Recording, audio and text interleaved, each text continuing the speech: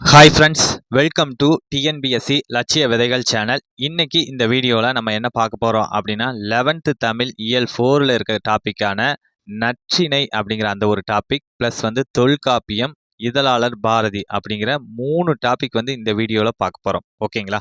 Okay, இதற்கு முன்னாடி பார்த்தீங்க அப்படின்னா நம்ம இயல் 4ல் இருக்கக்கூடிய தமிழக கல்வி வரலாறு பிள்ளைக்கூடம் அதை பார்ட் 1 நம்ம வீடியோ போட்டிருக்கோம். யாரும் பார்க்கல அப்படின்னா பாருங்க. அதோட லிங்க்கும் நான் டிஸ்கிரிப்ஷனில் தரேன். ஓகே, அதற்கு முன்னாடி பார்த்தீங்கன்னா நம்ம 11th தமிழ் இயல் 1, 2, 3 இது எல்லாமே நம்ம கம்ப்ளீட்டாக டீச் பண்ணி போட்டுட்டோம். யாரும் பார்க்கல அப்படின்னா பாருங்க. அதோட லிங்க்கும் நான் டிஸ்கிரிப்ஷன்லேயும் தரேன்.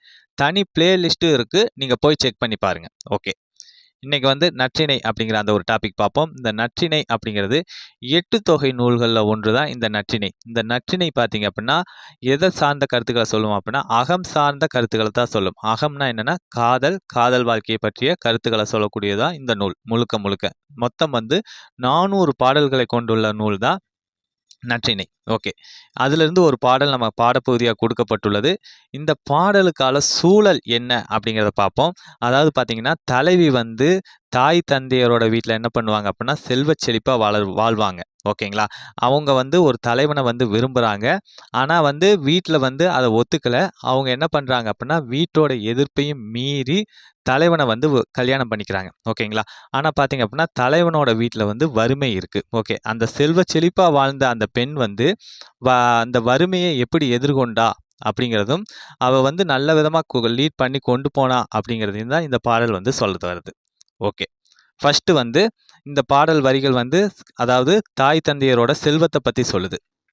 பிரசம் கலந்த வெண்சுவை தீம்பால் விரிகதிர் பொற்களத்து ஒருகை ஏந்தி புடைப்பின் சுற்றம் பூந்தலை சிறுகோள் உன் என்று ஒக்குபு புடைப்பதென்னீர் முத்தரிப் பொற்சிலம்பு ஒளிப்ப தந்துற்று அரிநரை கூந்தர் செம்முது செவிலியர் பரியி மெலிந்து ஒளிய பந்தர் ஓடி ஏவல் மறுக்கும் சிறு விளையாட்டி அறிவும் ஒழுக்கமும் யாண்டுணர்ந்தனர் கொல் கொண்ட கொழுநன் குடிவரன் உற்றன கொடுத்த தந்தை கொழுஞ்சோறு உள்ளால் ஒழுகு நீர் நுணங்கரல் போல பொழுது மறுத்து உண்ணும் சிறுமது கையலே அப்படிங்கிற இந்த வரிகள் தான் நற்றிணையில் இடம்பெற்றிருக்கு.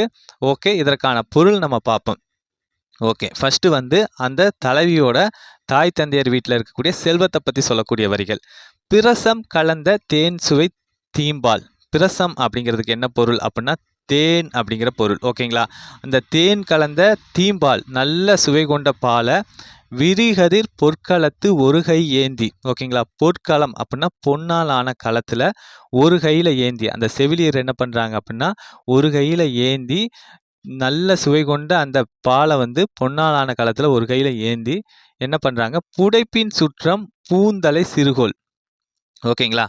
அதாவது நீ சாப்பிடல அப்படின்னா நான் என்ன பண்ணுவேன் அப்படின்னா இந்த சிறுகோலை வச்சு அடிப்பேன் அப்படிங்கிற மாதிரி சொல்லுவாங்க. ஓகேங்களா? அந்த சிறுகோலும் எப்படி இருக்குது அப்படின்னா பூந்தலை.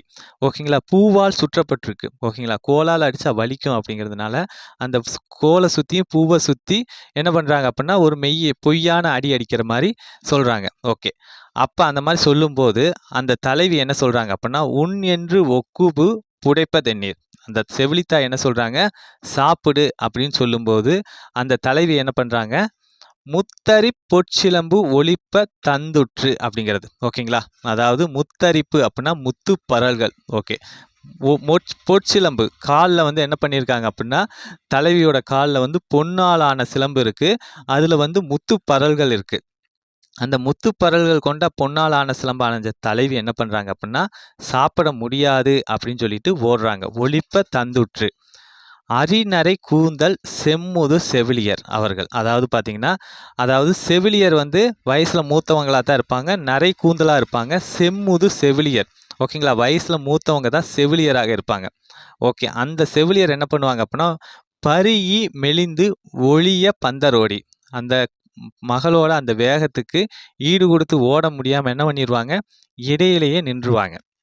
இப்படி ஏவல் மறுக்கும் சிறு விளையாட்டி இந்த மாதிரி விளையாட்டு காட்டக்கூடிய அந்த தலைவி என்ன பண்ணுறாங்க அப்படின்னா வறுமை மிகுந்த கணவன் வீட்டில் போய் மிகுந்த சிறப்பாக இல்லற மாற்றாங்க அப்படிங்கிறத சொல்லக்கூடியதா அடுத்த வரிகள். ஓகே, அறிவும் ஒழுக்கமும் யாண்டுணர்ந்தனல் கொல் கொண்ட கொழுநன் குடிவரன் உற்றன.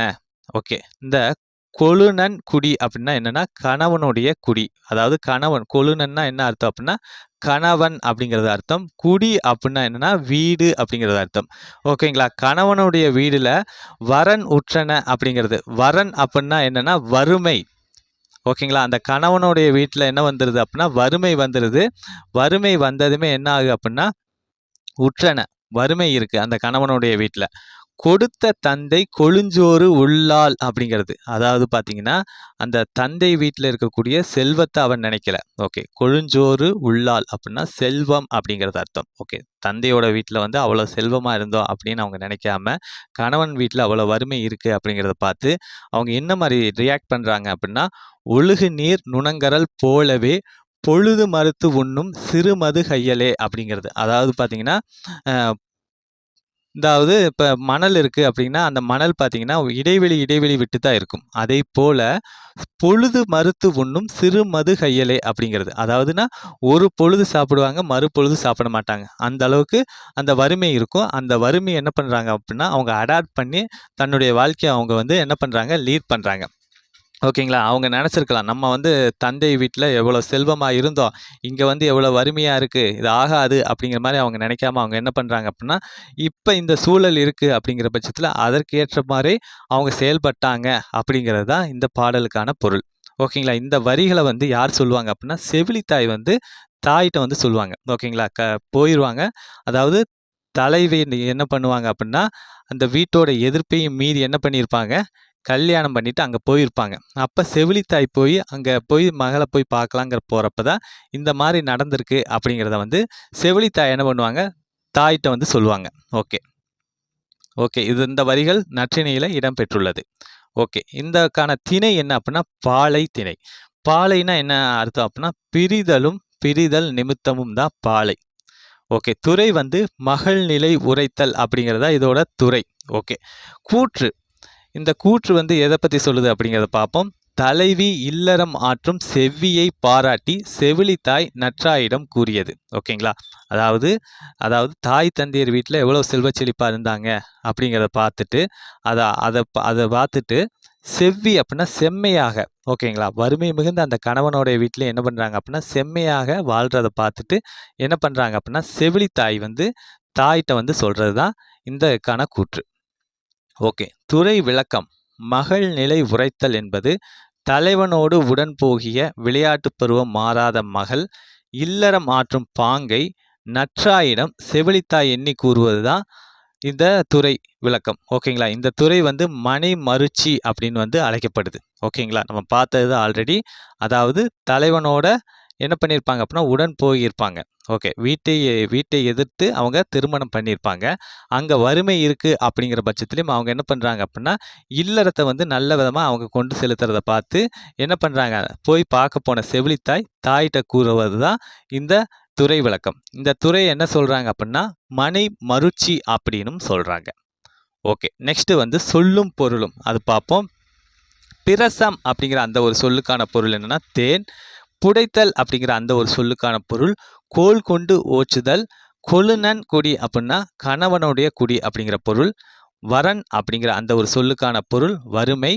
கொழுஞ்சோறு அப்படின்னா பெருஞ்செல்வம் அப்படிங்கிற பொருள் தரும். உள்ளால் அப்படின்னா நினையால், நினைக்காம இருக்கிறது அப்படிங்கிற பொருள் தரும். மதுகை அப்படின்னா பெருமிதம் அப்படிங்கிற அந்த ஒரு பொருள் தரும். ஓகேங்களா? ஓகே. நெக்ஸ்ட் வந்து இலக்கண குறிப்பு பார்ப்போம். வெண்சுவை, தீம்பால் இது 2மே பண்புத் தொகை. ஓகேங்களா? வெண்சுவையை நம்ம பிரிச்சு எழுதிங்க அப்படின்னா, வெண்மை கூட்டல் சுவை அப்படின்னு வந்து பிரிப்போம். ஓகேங்களா? இந்த மை விகுதி வர்றதுனால இது வந்து பண்புத் தொகை. ஓகே. நெக்ஸ்ட் வந்து தீம்பால் அப்படிங்கிறது பார்த்தீங்கன்னாலும் பண்புத் தொகை தான்.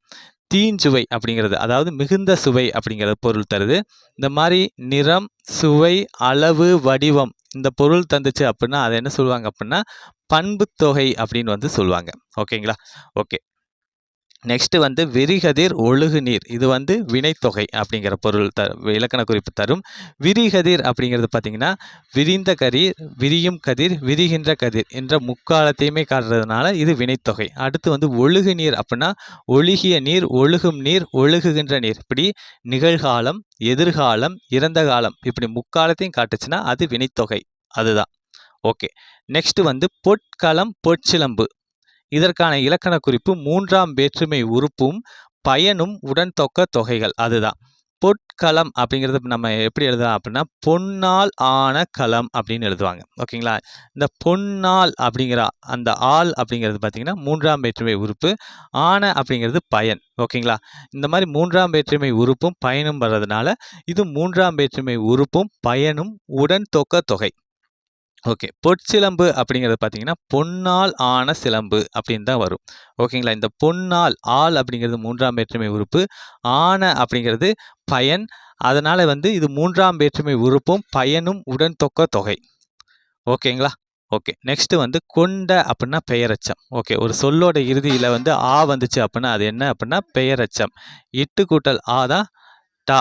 ஓகேங்களா? இந்த ஆ வர்றதுனால இது வந்து பெயரெச்சம். ஓகே. அறிவும் ஒழுக்கமும் அப்படிங்கிறது எண்ணுமே. ஒரு சொல்லோட இடையிலும் இறுதியிலும் அப்படிங்கிறது வந்து என்ன ஆகும் அப்படின்னா வெளிப்பட்டு வந்துச்சு அப்படின்னா அதை என்ன சொல்லுவாங்க அப்படின்னா எண்ணுமை அப்படின்னு வந்து சொல்லுவாங்க.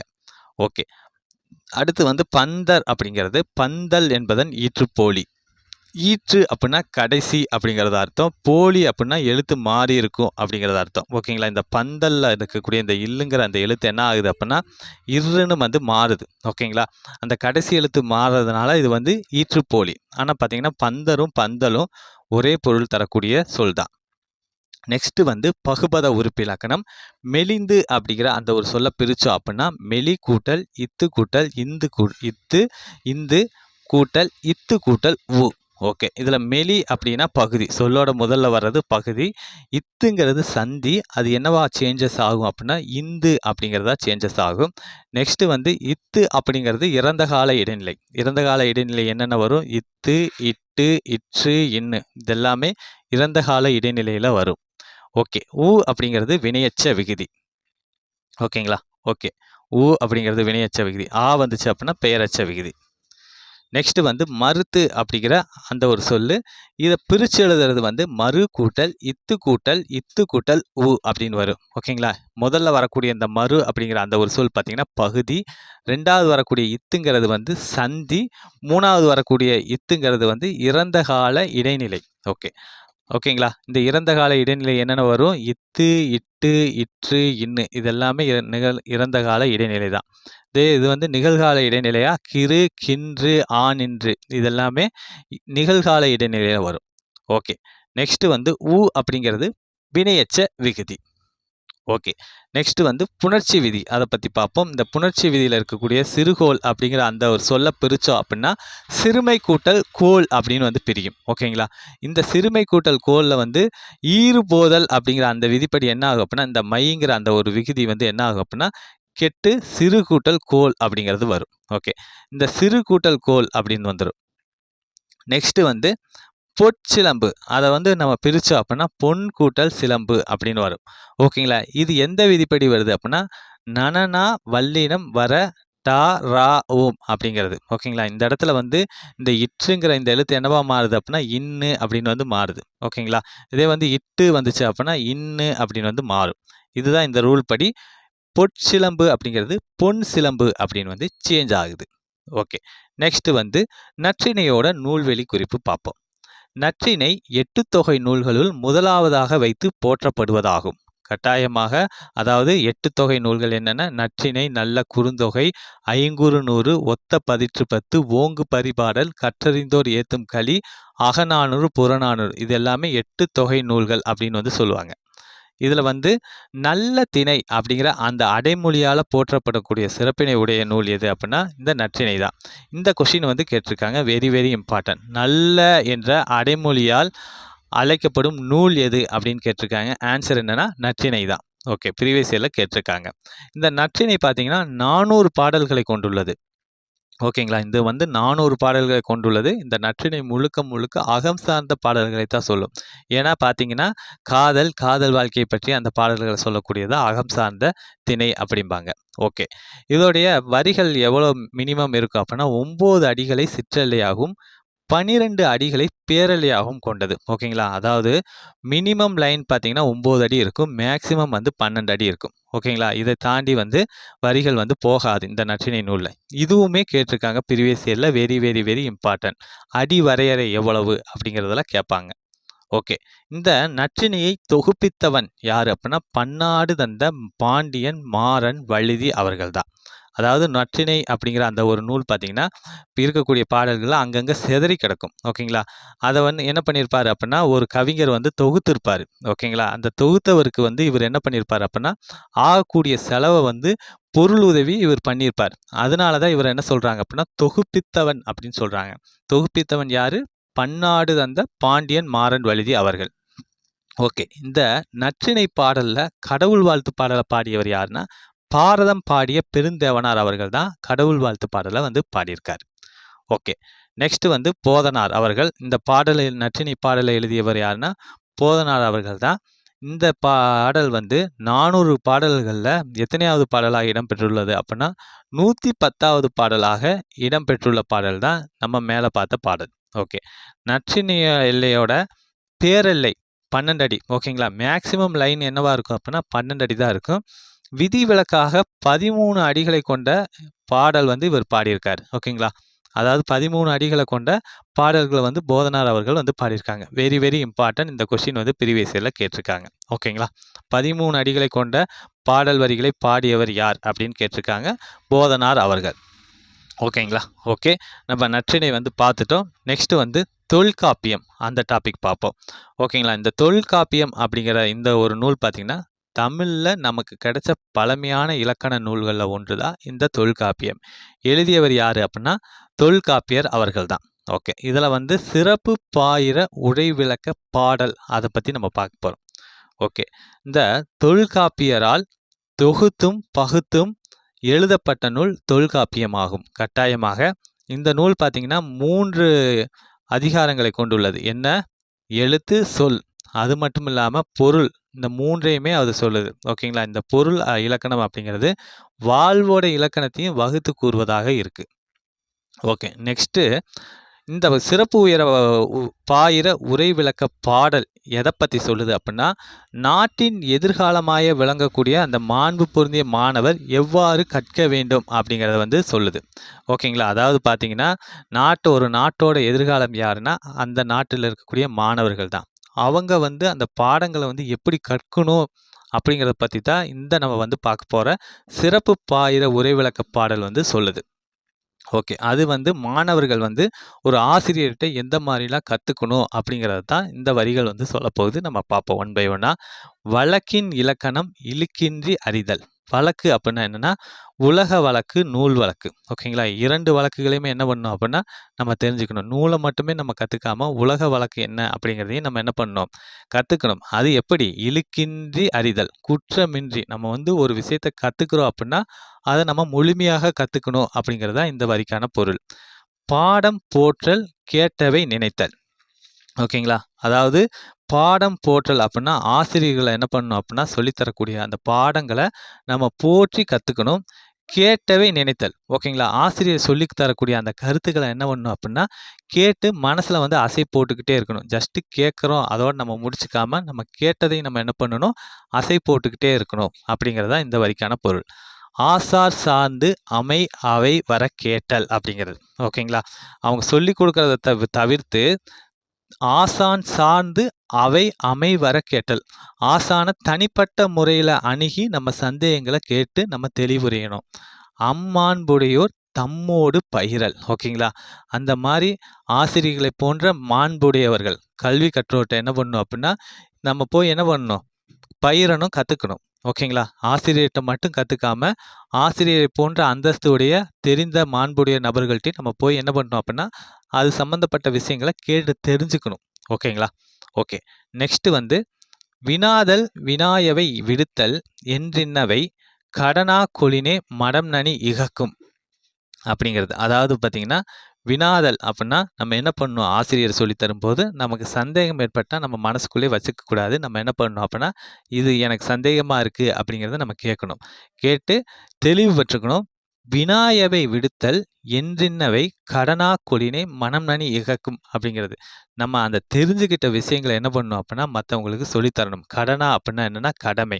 நம்ம மத்தவங்களுக்கு சொல்லி தரது மூலியமா நமக்கு என்ன பண்ணுவோம் அப்படின்னா, நமக்கு ஸ்ட்ராங் ஆயிக்குவோம். மத்தவங்களுக்கு சொல்லி தர மூலியமா நம்மளும் நம்ம நம்ம அந்த துறையில வந்து புலமை அடைஞ்சுக்க முடியும். ஓகே. நெக்ஸ்ட் வந்து ஒரு குறி கேட்போர் இருகால் கேட்பின் பெருக நூலில் பிழைப்பாடிலனே அப்படிங்கிறது. அதாவது ஒரு முறைக்கு 2 முறை கேட்கிறவன் என்ன பண்ணுவான் அப்படின்னா, ஆசிரியர்ட்ட ஒரு முறைக்கு 2 முறை கேட்கிறவன் நூல வந்து பிழை இல்லாம கத்துக்குவான் அப்படின்னு வந்து தொல்காப்பியர் அவர்கள் சொல்றாங்க. அதே வந்து ஒரு முறைக்கு 3 முறை போய் ஆசிரியர்கள்ட்ட சந்தேகம் கேட்டு அத பத்தி தெரிஞ்சுக்கிறவங்க என்ன பண்ணுவாங்க அப்படின்னா, முறை அறிந்து உரைக்கும். முக்கால் கேட்பின் முறையறிந்து உரைக்கும். 3 முறை கேட்கக்கூடிய ஒரு ஆள் என்ன பண்ணுவாங்க அப்படின்னா, பிறருக்கு வந்து முழுமையாக உரைக்கக்கூடிய திறனை பெறுவாங்க அப்படின்னு வந்து தொல்காப்பியர் அவர்கள் சொல்றாங்க. ஓகேங்களா? ஓகே. நெக்ஸ்ட் வந்து சொல்லும் பொருளும் இகக்கும் அப்படிங்கிற அந்த ஒரு சொல்லுக்கான பொருள் என்ன அப்படின்னா, நீக்கும் அப்படிங்கிறது தான். இழுக்கு அப்படின்னா குற்றம் அப்படிங்கிற பொருள் தரும். வினாயவை அப்படின்னா கேட்டவை அப்படிங்கிற அந்த ஒரு பொருள் தரும். ஓகே. நெக்ஸ்ட் வந்து பாடலின் பொருள். இந்த பாடலுக்கான பொருள் என்ன அப்படிங்கிறத பார்ப்போம். நம்ம மேலே பார்த்தது தான். அதாவது சிறப்புடைய மாணவர் எனப்படுபவர் உலக வழக்கு, நூல் வழக்கு ஆகிய இலக்கணங்களை ஆசிரியரிடம் என்ன பண்ணணும்? குற்றமின்றி கற்கணும். ஓகேங்களா? நம்ம எந்த ஒரு விஷயம் கற்றுக்கிட்டாலுமே அது ஏ டு ஜெட் முழுமையாக கற்றுக்கணும். சின்ன விஷயமாக இருந்தாலும் சரி. ஒரு முறைக்கு இருமுறை கேட்கும் மாணவர்கள் நூலை பிழையின்றி கற்கும் திறன் பெறுவர். ஓகேங்களா? அதாவது ஒரு முறைக்கு 2 முறை போய் சந்தேகம் கேட்குறவங்க என்ன பண்ணுவாங்கன்னா, அந்த நூலை வந்து பிழையின்றி கற்கும் திறன் பெறுவாங்க. அதே வந்து 3 முறை கேட்பவர் என்ன பண்ணுவாங்க, பாட கருத்துக்களை வந்து பிறருக்கு முறையாக எடுத்துரைக்கும் ஆற்றல் பெறுவாங்க 3 முறை கேட்பவங்க. ஓகேங்களா? ஓகே. நெக்ஸ்ட் வந்து இலக்கண குறிப்பு. அறிதல், போற்றல், நினைத்தல், கேட்டல், பயிறல் இதெல்லாமே தொழிற்பெயர். ஏன்னா சொல்லோட இறுதியில் என்ன வருது? தள்ளு, அல்லு அப்படிங்கிற தொழிற்பெயர் விகுதி வர்றதுனால இது வந்து தொழிற்பெயர்கள். ஓகே. நனி இகக்கும் அப்படின்னா உரிச்சொற்றொடர்.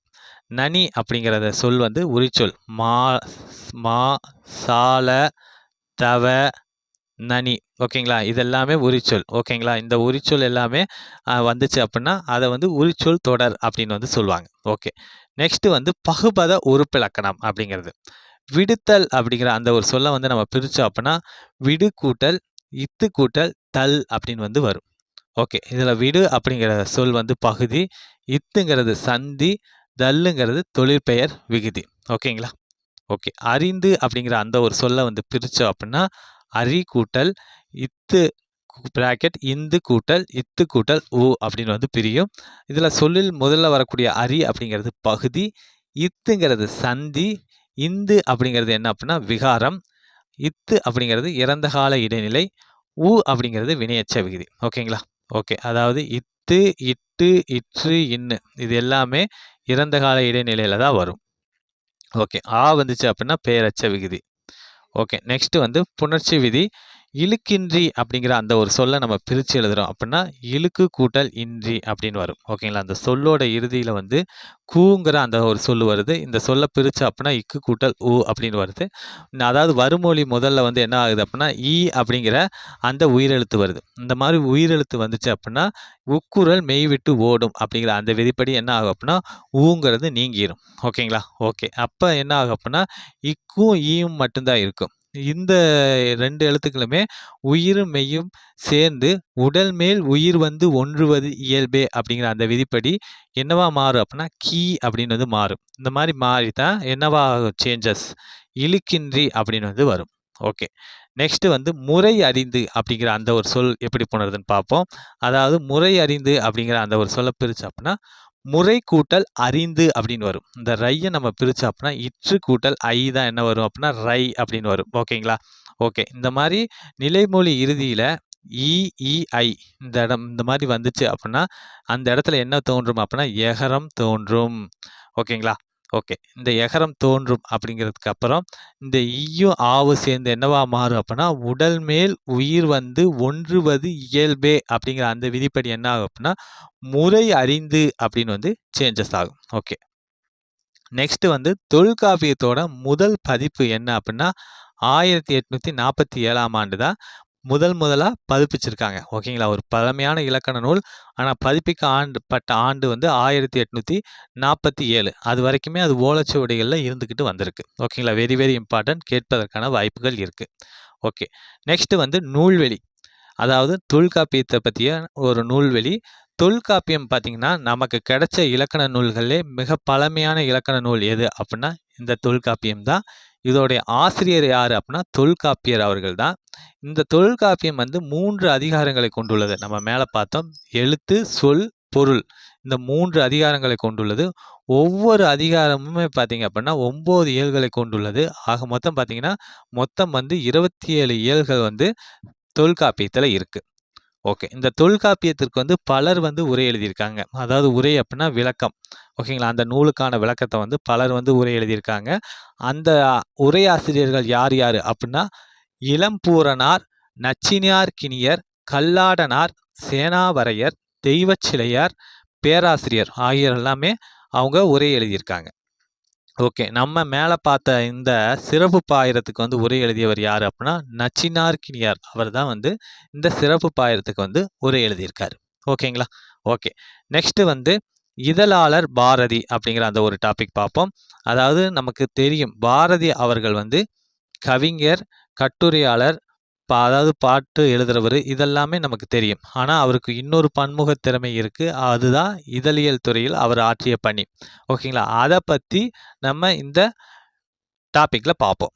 ஓகே, பாரதி கவிஞர் மட்டுமல்ல, சிறந்த பேச்சாளர், பாடகர், கட்டுரையாளர், கதையாசிரியர், மொழிபெயர்ப்பாளர், அரசியலறிஞர், ஆன்மீகவாதி. நமக்கு தெரிஞ்சது தான். அதுக்கு தாண்டி வந்து அவர் வந்து என்ன அப்படின்னா ஒரு மிகச்சிறந்த இதழாளர். இதழ் அப்படின்னா என்னென்னா அதாவது தினத்தந்தி, தினமலர், ஆனந்த விகடன், குங்குமம், இந்த மாதிரி 4 இதழ், வார இதழ்லாம் இருக்குது பார்த்தீங்களா. அந்த காலகட்டங்களில் அந்த மாதிரியான ஒரு சில இதழ்களை வந்து பாரதியார் அவர்கள் நடத்தி வந்திருக்காரு. ஓகேங்களா? ஓகே, இவர் ஆரம்ப கட்டத்தில் எங்கே பணிபுரிஞ்சார் அப்படின்னா எட்டயபுரம் சமஸ்தானத்தில் தான் என்ன பண்ணியிருக்காரு அப்படின்னா பணி கட்டுப்பாட்டில் இருந்திருக்காரு. அதில் இருந்து அவர் என்ன பண்ணுறாரு அப்படின்னா வெளியேறி மதுரை சேதுபதி உயர்நிலைப் பள்ளியில் கொஞ்ச காலம் வந்து அவர் தமிழ் ஆசிரியராக பணியில் சேர்ந்து பணிபுரிஞ்சிருக்காரு. அதையுமே அவர் குயிட் பண்ணிட்டு என்ன பண்ணுறாருன்னா இதழியல் துறையில் வர்றாரு. அந்த இதழியல் துறை வரும்போது அவர் வந்து உதவி ஆசிரியராக பொறுப்பேற்ற இதழ் என்ன அப்படின்னா சுதேசமித்திரன். அந்த இதழில் வந்து பாரதியார் அவர்கள் உதவி ஆசிரியராக பொறுப்பேற்கிறார். ஓகே, இந்த பாரதியாரோட இந்த உலகளாவிய பார்வையை கூர்மைப்பட இதழியல் பணியே தூண்டுகோலாக இருந்திருக்க வேண்டும் அப்படிங்கிற ஒரு கருத்து. அதாவது பார்த்தீங்கன்னா பாரதியாரோட அந்த உலகளாவிய பார்வை பார்த்தீங்க அப்படின்னா மிகவும் பரந்துபட்டது, கூர்மையானது. ஓகேங்களா, அதற்கு முக்கியமான பங்கு எதுவாக இருந்திருக்கும் அப்படின்னா இந்த இதழியல் துறை தான் அதற்கு முக்கியமான பங்காற்றி இருக்கும். ஓகேங்களா? ஓகே, நமக்கு தெரியாத விஷயங்கள். அதாவது பார்த்தீங்கன்னா பாரதியார் வந்து ஆசிரியராகவும் துணையாசிரியராகவும் பங்காற்றிய இதழ்கள் என்னென்னு பாருங்க. எத்தனை இதழ்கள் பாருங்க. சுதேசமித்திரன், சக்கரவர்த்தனி, இந்தியா, பாலபாரதி அல்லது யங் இந்தியா, விஜயா, சூரியோதயம், கர்மயோகி, இந்த இதழ்களெல்லாம் ஆசிரியராகவும் துணையாசிரியராகவும் அவர்கள் பணியாற்றியிருக்காரு. பாரதியார் அவர்கள் தம் படைப்புகளை வெளியிட்ட இதழ்கள் என்னென்ன அப்படின்னா அதாவது சர்வஜனமித்திரன், ஞான பானு, காமன்வீல், கலைமகள், தேசபக்தன், கதா ரத்னாகரம், இந்த இதழ்களையும் என்ன பண்ணியிருக்காரு தம்முடைய படைப்புகளை வந்து அவர் வெளியிட்டிருக்காரு. ஓகே, நெக்ஸ்ட்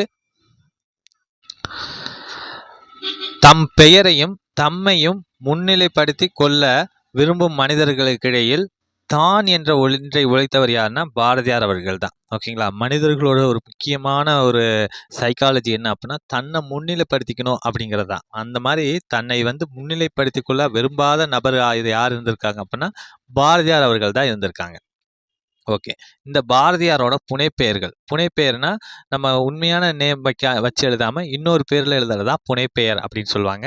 இந்த புனைப்பெயர்கள் என்னென்ன அப்படின்னா இலசை சுப்பிரமணியன், சாவித்திரி, சீசு பாரதி, வேதாந்தி, நித்தியதீரர், உத்தம தேசாபிமானி, செல்லிதாசன், காளிதாசன், சக்திதாசன், ரிஷிகுமாரன், காசி, சரஸ்வதி, பிஞ்சு காளிதாசன், செல்லம்மா, கிருஷ்ணன், இந்த மாதிரியான புனைப்பெயர்களில் பாரதியார் அவர்கள் எழுதியிருக்காரு.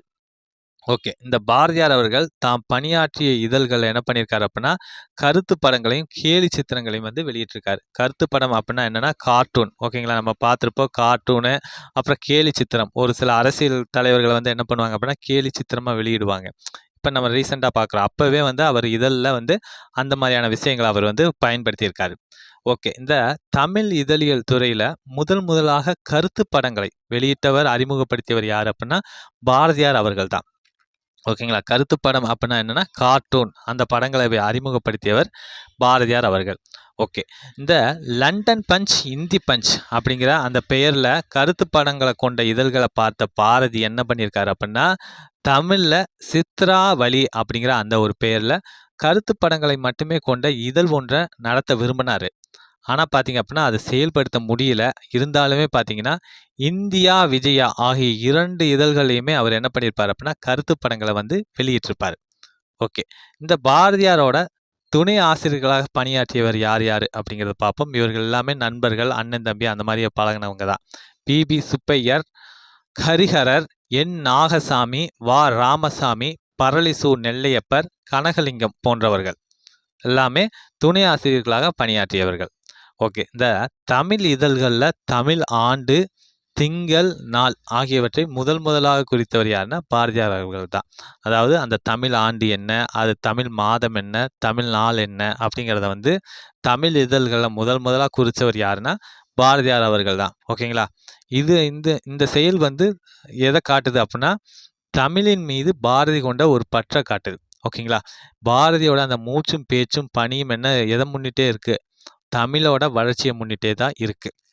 ஓகே. பெண் விடுதலைக்கு பாடுபட்ட பாரதி பெண்களுக்காக தமது சக்கரவர்த்தினி அப்படிங்கிற அந்த இதழ்ல குறள் வெண்பா ஒன்றை எழுதியிருக்காரு. அந்த குறள் என்ன அப்படின்னா, பெண்மை அறிவுற பீடோங்கும் பெண்மைதான் ஒண்மையுற ஓங்கும் உலகு அப்படிங்கிறது தான். ஓகே. நெக்ஸ்ட் வந்து பாரதியாரோட ஒரு சிறு ஸ்டேட்மெண்ட் என்னன்னா, கூடிய வரை பேசுவது போல எழுதுவது தான் உத்தமம் என்பது என்னுடைய கட்சி. எந்த விஷயம் எழுதினாலும் சரி, ஒரு கதை அல்லது ஒரு தர்க்கம், ஒரு சாஸ்திரம், ஒரு பத்திரிகை விஷயம், எதை எழுதினாலும் வார்த்தை சொல்லுகிற மாதிரியே அமைந்து விட்டால் நல்லது அப்படிங்கிறது தான். ஓகேங்களா. அதாவது அவருடைய கதையாகட்டும், கவிதையாகட்டும், கட்டுரையாகட்டும், இதழாகட்டும், எதுலேயுமே அவர் ஃபாலோ பண்ணக்கூடிய ஒரு ஸ்ட்ராட்டஜி என்ன அப்படின்னா, பேசுவது போலவே எழுதுறது. ஓகேங்களா. இதோடைய நோக்கம் என்ன அப்படின்னா, பேசுவது போல எழுதும்போது வாசகர்களை போய் அது இதயங்களை தொடும். அந்த ஒரு ரீசனுக்காகத்தான் இந்த மெத்தடை பாரதியார் அவர்கள் ஃபாலோ பண்ணியிருக்காரு. ஓகே. இந்தியா அப்படிங்கிற அந்த இதில் வந்து பாரதியார் வந்து சிவப்பு வண்ணத்தாளில் வந்து வெளியிட்டார். என்ன ரீசன் அப்படின்னா, சிவப்பு அப்படிங்கிறது புரட்சியும் விடுதலையும் குறிக்கும். அப்போ பார்த்தீங்கன்னா, இந்தியா வந்து அடிமைப்பட்டு கிடந்தது. புரட்சியும் விடுதலையும் வந்து குறிக்கிறது. ஓகேங்களா. அப்போ அவர் என்ன நினச்சிருக்காரு அப்படின்னா, இந்த அடிமை தலையிலிருந்து இந்தியாவை விடுவிக்க வேண்டும் அப்படிங்கிற அந்த எண்ணத்தில் தான் பாரதியார் அவர்கள் என்ன பண்ணுறாங்க, இந்தியாவோட இதழை வந்து சிவப்பு நிறத்தை வந்து வெளியிடுறாரு. ஓகே. இந்த இந்தியா இதழ் வந்து எந்த கிழமை வெளியாகும் அப்படின்னா, சனிக்கிழமை தோறும் தான் வெளியாகும். இந்த இந்தியா அப்படிங்கிற அந்த இதழோட கருத்து படம் வெளியிட்ட நாள் என்ன அப்படின்னா, 25/5/1907 ஆண்டு. ஓகே. பாரதியார் மட்டும் புனைப்பெயர் வச்சுக்கல. தன் மனைவி செல்லம்மாவுக்குமே அவர் என்ன பண்ணியிருக்காரு அப்படின்னா, புனைப்பெயரில் தான் எழுதியிருக்காரு. கண்ணம்மா, வள்ளி அப்படிங்கிறது தான் மனைவி செல்லம்மாவுடைய புனைப்பெயர்கள். ஓகே. நெக்ஸ்ட் வந்து பாரதியார் அவர்கள் இறக்கும் பொழுதும் இதழாளராகவே இறந்தார் அப்படிங்கிறது. அதாவது பாரதியார் வந்து இறக்கிறதுக்கு முதல் நாள், ஓகேங்களா, இரவு தூங்குறதுக்கு முன்னாடி என்ன பண்ணுறாரு அப்படின்னா, தன் நண்பர்கள்ட்ட என்ன சொல்கிறாரு, நாளைக்கு வந்து அமானுல்லா கானை பற்றி ஒரு வியாசம்னா என்னென்னா ஒரு கட்டுரை எழுதி ஆஃபீஸுக்கு கொண்டு போக வேண்டும் அப்படிங்கிற அந்த ஒரு ஸ்டேட்மெண்ட்டை வந்து அவர் சொல்லியிருக்காரு. சொல்லிட்டு போனவர் மறுநாள் காலையில் இறந்துடுறாரு. ஓகேங்களா. அப்போ இறக்கிறதுக்கு முதல் நாள் கூட அவர் என்ன பண்ணுறாரு அப்படின்னா, ஒரு கட்டுரை எழுதணும், ஒரு இதழ் எழுதணும் அப்படிங்கிற அந்த ஒரு கான்செப்டை அவர் சொல்லியிருக்காரு. ஓகேங்களா. அதனால் பாரதியார் இறக்கும்போது கூட என்னவா தான் இறந்திருக்காரு, இதழாளராகத்தான் இறந்திருக்காரு. ஓகேங்களா. இந்த ஸ்டேட்மெண்ட்டை சொன்னவர் யார் அப்படின்னா, அவருடைய நண்பரான ரா. பத்மநாபன் அவர்கள். ஓகே. நெக்ஸ்ட் வந்து தமிழ் இதழ்களில் தமிழில் தலைப்பிடுவதற்கும் பாரதியே முன்னோடி. அதாவது பார்த்தீங்க அப்படின்னா, தமிழ் இதழாக தான் இருக்கும். ஆனால் பார்த்தீங்கன்னா, அந்த காலகட்டங்களில் ஆங்கில மொழி கோலோச்சி இருந்த காலகட்டங்களில் தமிழில் யாரும் மேக்ஸிமம் தலைப்பிட மாட்டாங்க. ஆனால் அப்போ பாரதியார் அவர்கள் என்ன பண்ணுறாங்க, தமிழில் தலைப்பிடுறாரு. ஓகேங்களா. ஓகே. இந்த தலைப்பிடுதலை வந்து பாரதியார் அவர்கள் என்ன சொல்கிறாங்கன்னா, மகுடமிடல் அப்படின்னு வந்து குறிப்பிடுறாரு. ஓகேங்களா. ஓகே. இந்த மகுடமிடல் அப்படிங்கிறத குறிப்பிடுறாரு. அது மட்டும் இல்லாமல் இந்தியா சக்கரவர்த்தினி போன்ற இதழ்களில் 1905 to 7 ஆண்டு காலகட்டங்களில் ஆங்கில தலைப்பை கலந்து பயன்படுத்திய பாரதி பிறகு ஆங்கில தலைப்பு வைப்பதை கைவிட்டதோடு சுதேசமித்திரன்ல சாடியும் எழுதுறாரு. ஓகேங்களா? பாரதியார் அவர்கள் வந்து 1905, 7 காலகட்டங்கள்ல இந்தியா சக்கரவர்த்தினி அந்த இதழ்கள் எல்லாம் இவர் என்ன பண்றாரு? ஆங்கில தலைப்ப கலந்து பயன்படுத்துறாரு. ஓகேங்களா? அதற்கப்புறம் தான் அவருக்கு தோணி அவர் என்ன பண்றாரு அப்படின்னா, ஆங்கில தலைப்பு வைப்பதை வந்து கைவிட்டு போட்டு, சுதேசமித்திரன் இதழ்ல ஏன் எல்லாரும் ஆங்கில தலைப்பு எழுதுறீங்க? அப்படிங்கிறத சாடியும் அவர் எழுதுறாரு. ஓகேங்களா? ஓகே. ஓகே. நம்ம வந்து 3 டாபிக் வந்து நம்ம பார்த்துட்டோம். என்னென்ன அப்புட்ன்னா, தொல்காப்பியம், அப்புறம் பார்த்தீங்க அப்புட்ன்னா, நற்றிணை, அதற்கடுத்து இதழாளர் பாரதி அப்படிங்கிற அந்த ஒரு 3 டாபிக் வந்து பார்த்துட்டோம். மிச்சம் இருக்கக்கூடிய இலக்கணம் புக் பேக்க வந்து நம்ம அடுத்த வீடியோவுல பார்ப்போம். மீண்டும் அடுத்த வீடியோவில் சந்திப்போம். Thank you.